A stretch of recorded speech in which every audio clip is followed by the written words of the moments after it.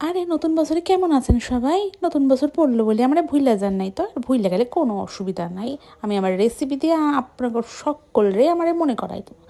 চিংড়ি মাছগুলোতে ভালো করে পরিষ্কার করে নেবেন। পরিষ্কার করে নিয়ে এর মধ্যে সর্ষে, পোস্ত, কাঁচা লঙ্কা, হালকা নুন দিয়ে বাইটা রাখবেন। ওইটা দিয়ে ভালো করে মাখাইবেন, ঠিক আছে? এরপরে দিবেন হচ্ছে একটু নুন, স্বাদ মতো যেইটুকুনি নুন আপনার প্রয়োজন হইব খাওয়ার জন্য একটু দিব। বেশি নুন খাওয়া কিন্তু একদম ভালো না। তারপর হলুদ, বাঙালি তো হলুদ তো একদম চলেই না। এখন হলুদ দেবেন স্বাদ মতো, আপনার যেইটুকুনি মনে হবে যে দেওয়ার প্রয়োজন। তারপরে ঘাঁটি সরিষার তেল যেটা হয় ওইটাতে দেবেন, ঠিক আছে? দিয়ে ভালো করে মাছগুলোরে মাখবেন সুন্দরভাবে। যত সুন্দরভাবে আপনি ম্যারিনেট করবেন তত সুন্দরভাবে যেন ভালো হইব। এরপরে কাঁচা লঙ্কা জালের জন্য, জালের উপরে গরম গরম ভাত দেওয়া সর্ষে দেওয়া কিন্তু দারুণ হইব খাইতে।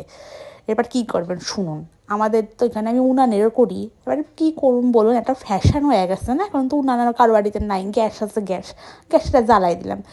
আগে তো কড়াই ছিল, এখন কড়াই আসছে, ওই লোহার কড়াইটা তো নাই, এখন ননস্টিক আইছে। ননস্টিকের কড়াইয়ের মধ্যে যেই ওইটা বানাইছিলাম ম্যারিনেটেডটা, ওইটা দিয়া দিব। দিয়া নিয়ে ভালো করে একটু ফুটামো কয়টা।